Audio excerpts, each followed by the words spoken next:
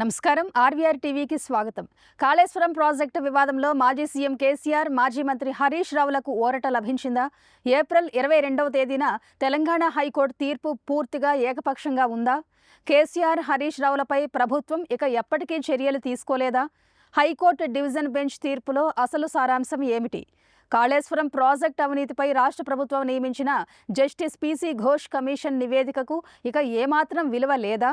ఈ కీలకమైన విషయాలన్నీ ఇప్పుడు మనం లోతుగా చూద్దాం.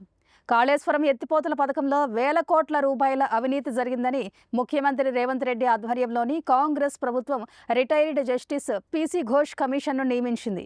కాళేశ్వరంలో భాగమైన మేడిగడ్డ బ్యారేజీ పిల్లర్లు కుంగిపోవడం, బేటలు వారడం, టెండర్లలో అవకతవకలు, డిజైన్ లోపాలు, నాణ్యత లేని నిర్మాణాలు, ఆర్థిక అవకతవకలపై కమిషన్ విచారణ జరిపింది. కేసీఆర్, హరీష్ రావు, అప్పటి సీఎంఓ ఉన్నతాధికారి స్మితా సబర్వాల్, ఎస్కే జోషి వంటి అధికారులు అవినీతికి పాల్పడ్డారని ఆ కమిషన్ వ్యాఖ్యలు చేసింది. ఈ నివేదికను అసెంబ్లీలో ప్రవేశపెట్టిన ప్రభుత్వం సిబిఐ విచారణకు సిఫారసు చేసింది. అయితే ఈ కమిషన్ ఏర్పాటు చట్టబద్ధతను అంగీకరించిన హైకోర్టు విచారణలో సహజ న్యాయ సూత్రాలను ఉల్లంఘించినందుకు ఆ నివేదిక చెల్లదని తీర్పు ఇచ్చింది. ఆ తీర్పును అనుసరించి పిటిషన్దారులపై ఎలాంటి చర్యలు చేపట్టవద్దని ఆదేశించింది.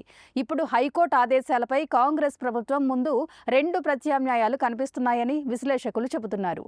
హైకోర్టు తీర్పును సుప్రీంకోర్టులో సవాలు చేయడం ఒకటైతే, ఇదే కేసుకు సంబంధించిన ఇతర ఎఫ్ఐఆర్లను దుమ్ము దులిపి కొత్తగా కేసులు నమోదు చేయడం, విచారణ చేపట్టడం మరొక దారని వారంటున్నారు.